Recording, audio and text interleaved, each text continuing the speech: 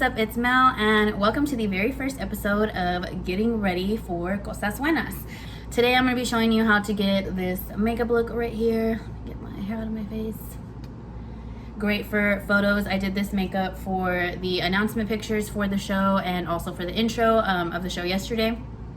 So this is great photo makeup, great filming makeup. So I'm going to be showing you how to get this look. But before we get into all of that, I love my hair parted to the side, but like it's kind of in the way. Okay. But before we talk about that, I did want to make sure that you guys know I'll be focusing on a different way to help the Black Lives Matter movement every week. I've been very quiet about things in the past just because I never felt like it was always my place.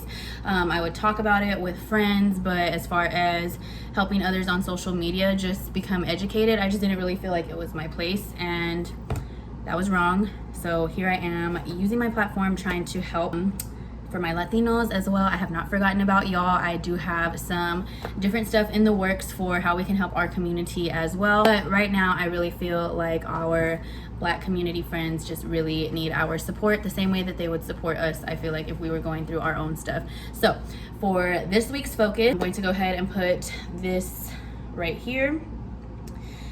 Okay, and what I'm going to be trying to focus on is, like, I'm obviously going to let y'all know ways to donate and stuff like that, but I know not everybody has money. I know we're also still in the middle of a pandemic, so there's also other things you can do. I also know that not everybody wants to protest, so I'm going to be giving y'all different things you can do. Okay, so for this week to do, or this week's what you can do, you can go sign petitions. It takes less than 30 seconds to sign each one.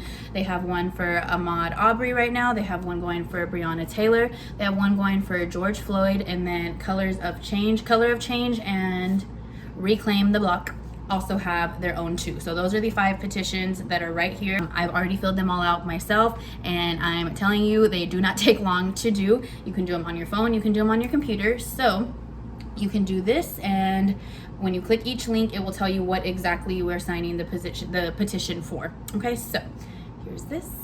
There you go. All right, we're gonna go ahead and jump into today's episode now. So I look like this now, but it's about to rewind real quick, so just be prepared. Okay, here we go. Hey everybody, it's me, Mel, and today we're going to be getting ready. Okay, this is our base right now. Washed my face earlier. I'm about to put some sunscreen on because it's hot, and y'all see I already have freckles, and I'm also just trying to save my skin and make sure it looks great for as long as possible. I do put it on my hands as well, just to prevent aging here. Random fact.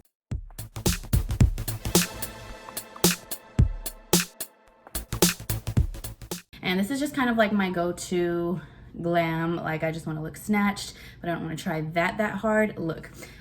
Those of you who maybe aren't that into makeup, you're like, okay, that's still trying hard. But those of you that are into makeup, you'll understand, like, it's a glam, but it's like a softer glam. So I'm just gonna be talking while I do this. Not every week is gonna be like a straight up tutorial. I'll be putting the product names and all of that somewhere over here as I'm doing my makeup, but I'm just kind of be talking about a few things as I go. All right, so who am I even? Like, who are you, girl?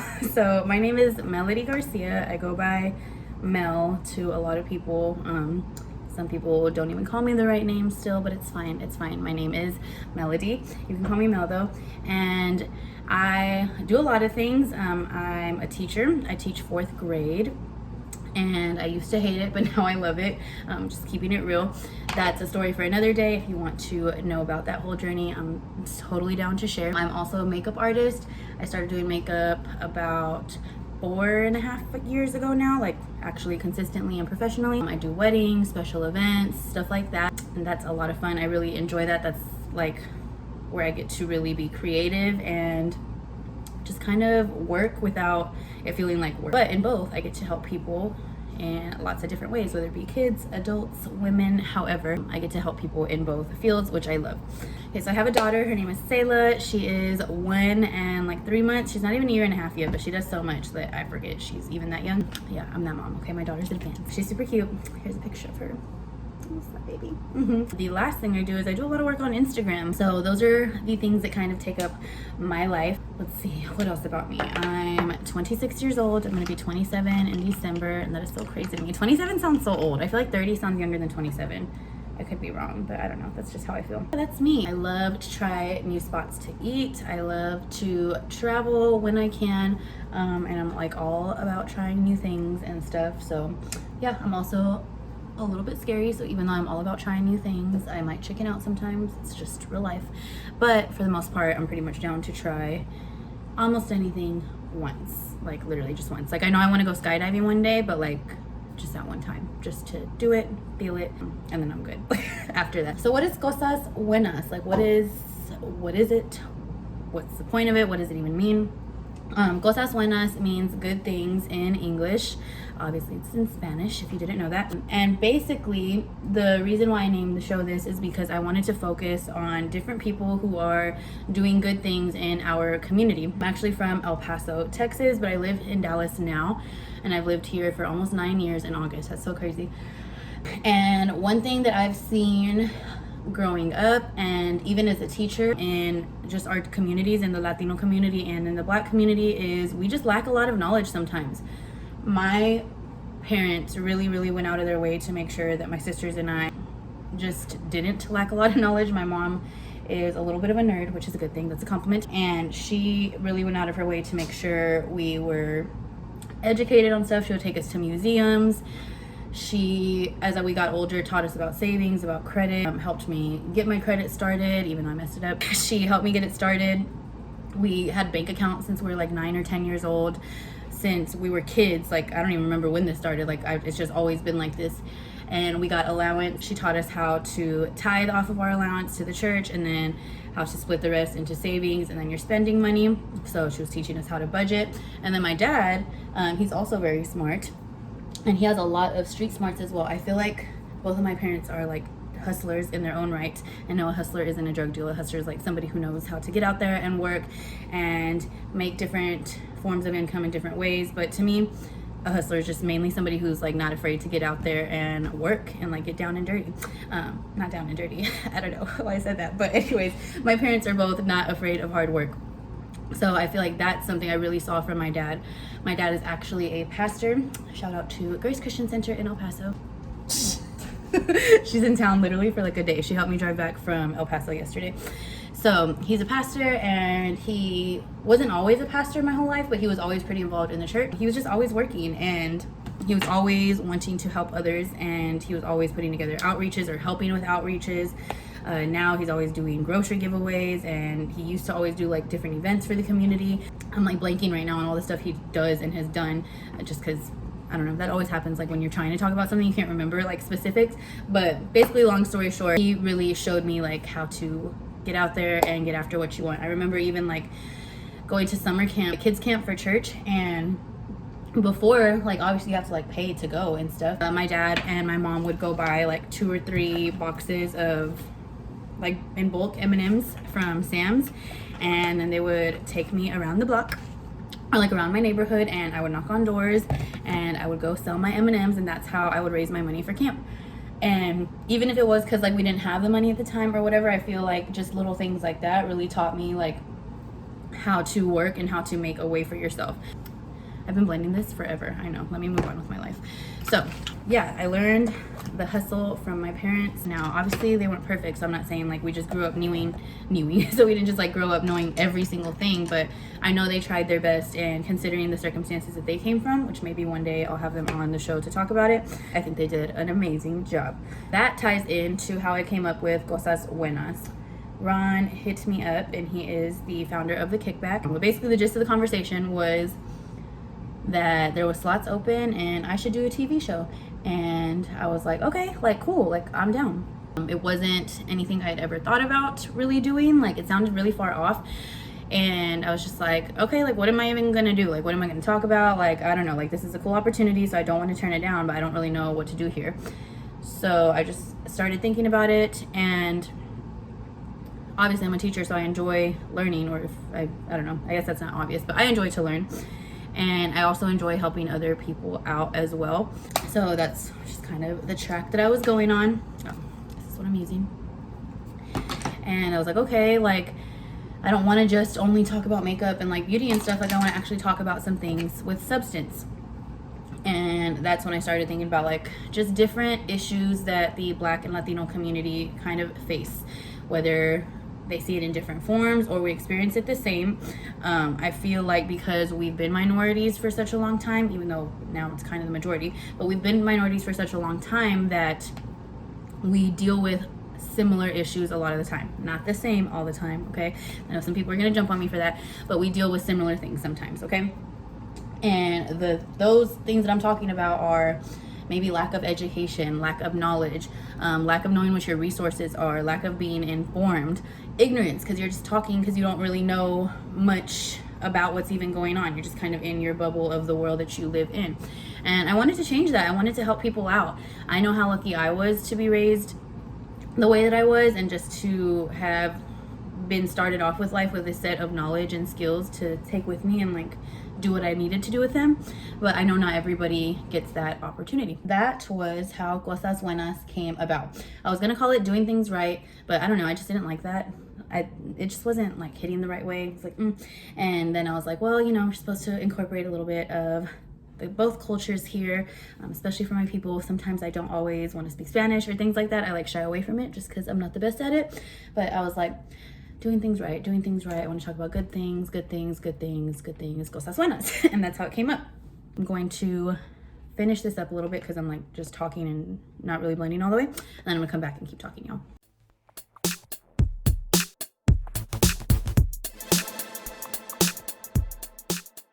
Okay, I'm back. So what I'm doing right now is just baking a little bit with this Juvia's Place powder. I'm not really a super oily person anymore, but in the summer, especially in Dallas where it's humid, I do get really oily in these areas, the T-zone. So I just bake with Juvia's Place while I do my eyes. I don't like to bake underneath here because on me, it just never really fully goes away, and I just have like a little bit of a white cast here. Maybe I'm doing something wrong, but all the tips and tricks I've learned and tried just still leave a little bit of that white cast there. So I'll show you how I do that later. But just baking underneath my eyes, nose, around my mouth, chin, and my forehead to just really absorb and set everything. Then under my eyes, I leave that extra powder because I'm about to do my eye makeup. And if I get any fallout because I already did my face, it's fine. I can just sweep it off later, and that's that. I used to always do my eyes before my face, but I've noticed when I do it that way, I have to like really have time. It takes me significantly longer than it would if I just did my face first. So I just do my face first just to get it out of the way. My least favorite part of doing my makeup is my eyebrows. I'm gonna go ahead and do that now because I'm already irritated I have to do them. I don't know why. I just really don't enjoy them. I used to love doing my eyebrows, and now they're just annoying. I guess because they like never come out the same. You can have a great day doing your eyebrows and then have a horrible day doing your eyebrows. I'm gonna let you know right now, this method that I do my eyebrows with probably isn't like the 100% best, most long lasting. So if you're somebody who just doesn't have many eyebrow hairs, you probably want to go with like a gel or something a little bit more semi-permanent. I use eyeshadow. I started off using eyeshadow to fill in my brows forever ago, and I just never stopped. Anytime I try to do anything different, it just doesn't work for me for whatever reason. I'm just not feeling it. So back to what I was saying, that's basically how I came up with Cosas Buenas, and I just really want to help inform people on things that they may not know about if people around them aren't having these kinds of conversations.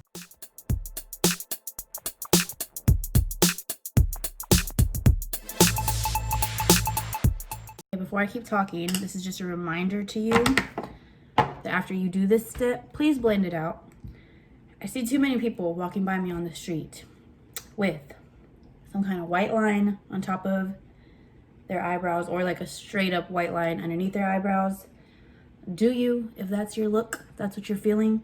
But 9 times out of 10, I'm pretty sure it looks like that because you forgot to blend it all the way out, or you didn't. Or another time it happens is like if you use a concealer or foundation that's just way too light on top of your eyebrows, even though you blend it out, it's still going to be lighter than the rest of your face, and it's going to show.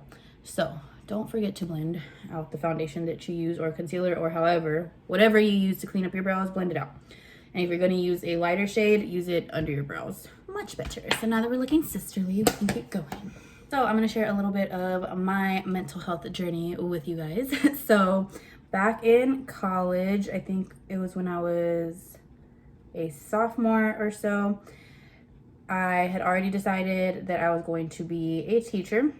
And the further you get into your classes, obviously the more specific they start becoming towards your career. They had us go take this test, and basically it was like a temperament analysis test, and we had to go take it in class. Basically it was like a survey, just asking different questions about how you would feel in different situations. And the reason why they do this is because as teachers, you do have to have a even temperament.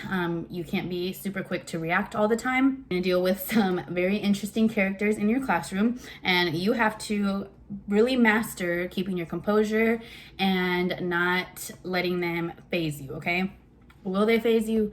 Heck yeah, but you can't let them see that all the time. Okay, so that's kind of like the point of this test, just to kind of gauge where you're at as far as your temperament goes. So I took the little survey or test or whatever, and I turned it in, and afterwards I was recommended to go see a counselor because they were like, there were a couple of answers that were just a bit alarming on your test. And I was like, what? Like, okay, like whatever. So I didn't really know what was about to happen. I had never seen a counselor before. I'd always kind of wanted to, and I knew that they were available at our school for free, as they are at most colleges. But I was just like, I don't have anything like major going on in my life, or at least that I thought that I really just need to be there talking about. So I just never really went after it. So I literally started going to counseling because I was made to go to counseling. They were like, something's wrong here. Like, you need to go see a counselor before we can pass you on to the next class and continue with your education. Not continue with my education, like continue on with my next set of classes. So yeah, the first day I go, and she was this really, really, really nice lady. I can't remember her name for the life of me, but if I saw her, I would probably recognize her. And I was just kind of like, okay, like, why am I here? Like, they said that there were some answers that were alarming. What does that mean? Like, whatever. And so the answers that she said were alarming were the ones about anger, and also the ones about sadness. And she said that the reason why they were alarming wasn't because they were scared I was gonna like hurt a kid or anything like that. Because that's what I thought at first when they were like, yeah, there was a couple answers on here that were a little alarming. I was like, oh my gosh, like, do they think I'm gonna like beat up a kid or something like that? Like, I would never, like, I've always worked with kids. But they were alarming because she said that the way that I answered a few of them showed some signs of depression that I may be going through. And I was like, what? Like, what are you talking about? She kind of broke it down for me. And at the time, I thought depression was just like super sad, lethargic, like you don't want to get out of bed at all, which it is for some people. But basically, I just had like a stereotype of what I thought depression was, and it was kind of right, kind of wrong, because depression can be like shown in lots of different. Our goal for that semester was to work through the bits and pieces that we thought in the beginning that it was just bits and pieces of depression that I was going through, figure out what the root of them was, work through them, and then move on with my life and my education. Well, the more we started talking, it turns out like some of that stuff was just pretty deep rooted, whether it be because of childhood experiences with friends, whether it be because of the way I viewed myself, whether it be because of different situations that I had been in or whatever.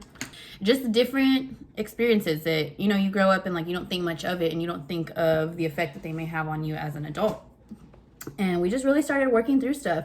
After doing that, I kind of realized that depression was maybe something that goes, like, it happens a lot in my family. This is a dirty shirt. I do this. Sorry. I'm like just cleaning my breath. So I was like, I think this is something that I can kind of see in my family. And once I knew what depression was, it was a lot easier to spot it, but it was also easier to deal with it. There was some like grudges that I had been holding on to towards certain people that I had just had a really hard time getting rid of, and I didn't really know why. I had a lot of walls up, especially when it came to friendships, and I knew why, but I just thought like, okay, these were the cards that I've been dealt just to have crappy friends sometimes. Like, I just have to deal with it. And I didn't realize like true hurt, like, and slight trauma came from some of those situations. Not slight trauma for one, that was definitely traumatic, but the rest was just like very slight trauma. And I just didn't know, like, I just didn't know. I didn't. it wasn't really something we talked much about growing up. If I ever heard about people going to counseling, it was for like their marriage, or they were doing premarital counseling, or maybe they were like drug addicts or had drinking problems or whatever. My dad also had like a home for a while, like a men's home.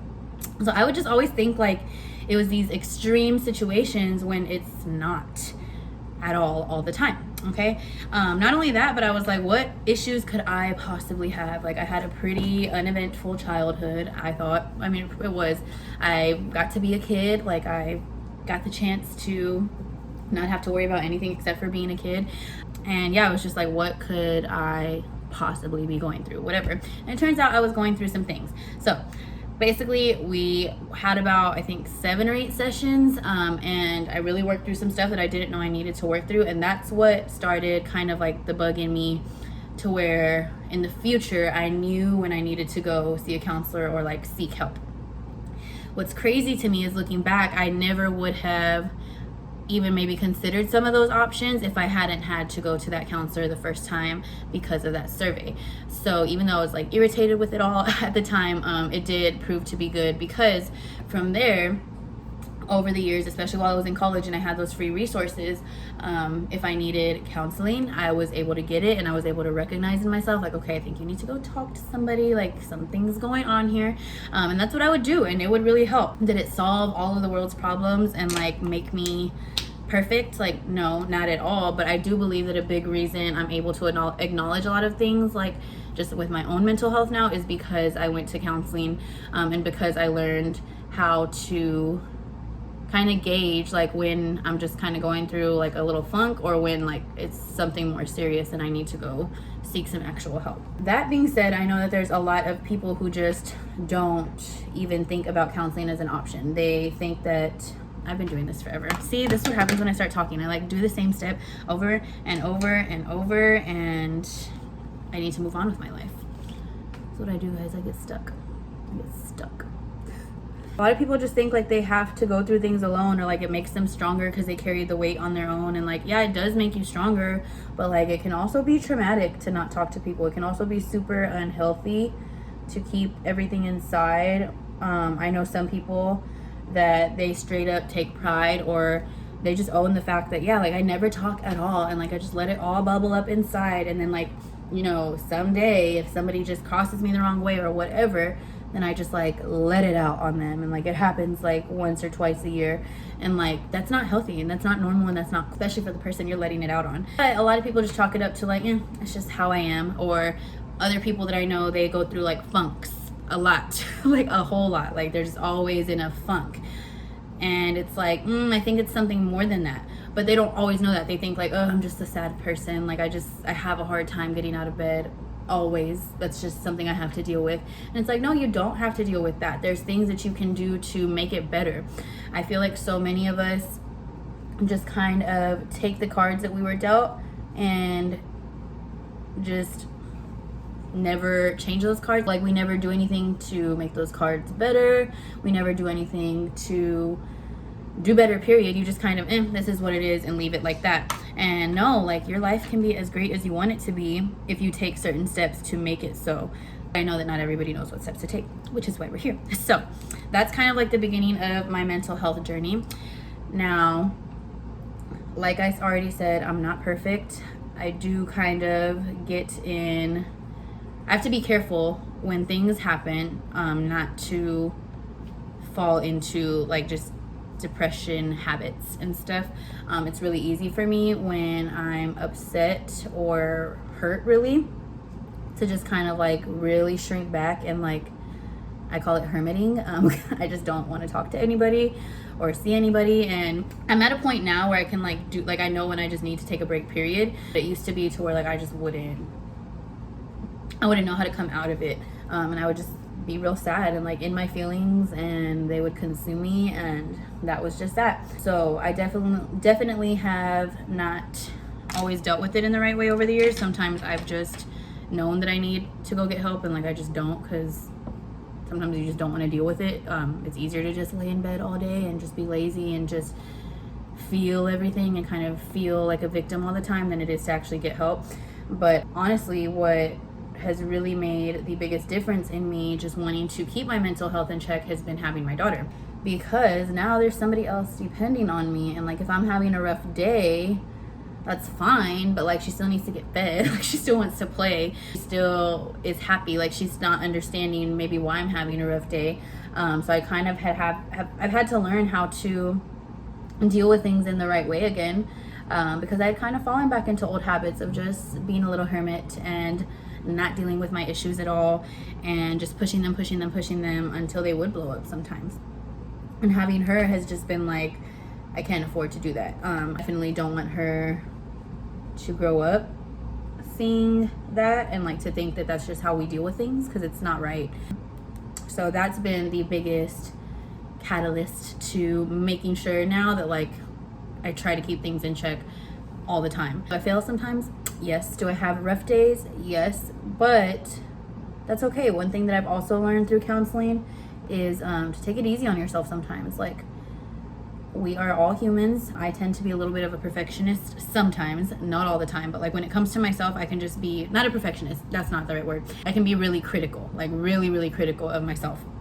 And it's like, yeah, duh, everybody is, but nah, like, it's on another level. Counseling has even taught me like to be gracious with myself and to accept the fact that I'm gonna make mistakes. I think sometimes, especially growing up as a pastor's kid, I just really went out of my way to either not make mistakes or hide my mistakes, because it's just like, you're just trying to keep this front up, trying to keep people out of your business, trying to not give your parents a bad name or like whatever. And it's like, it's not realistic. Like, you're human, you know? Even as Christians, like, you should want to guide people through this, but people can't guide you and help you if like you're keeping your problems a secret and stuff too, you know? So I just wasn't dealing with things in the right way. Long story short, having Sayla has really helped me want to keep things in check. But yeah, that's just, okay, so I'm gonna finish my eyes because obviously I'm not making much progress here because I'm just talking, and then we'll keep going.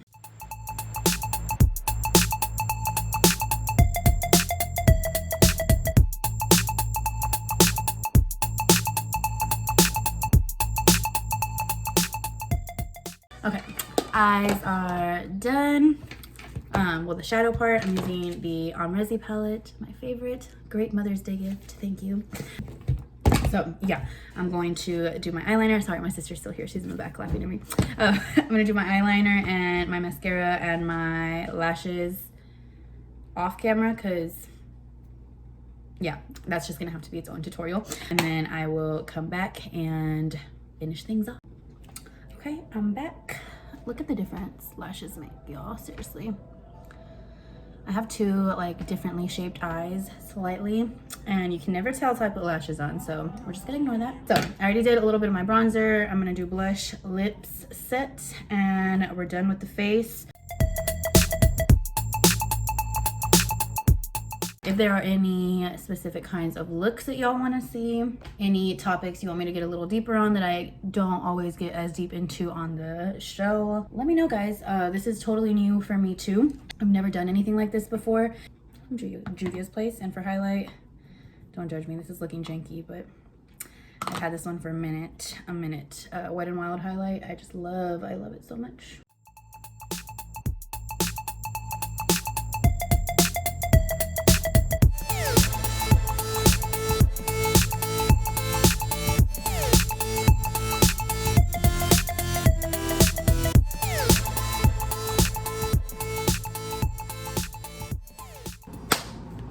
And that is it for today's makeup look. Don't know what I'm gonna do with my hair today, so I need to go figure that out. But here is the look. Very easy. Let me get you a closer look. There's the eyes, face, lips. I'll probably keep them matte today. I don't know though, I'm a glossy girl, so we'll see. But yeah, here's the look. So hopefully you enjoyed, hopefully you learned something, and I will see you guys next week.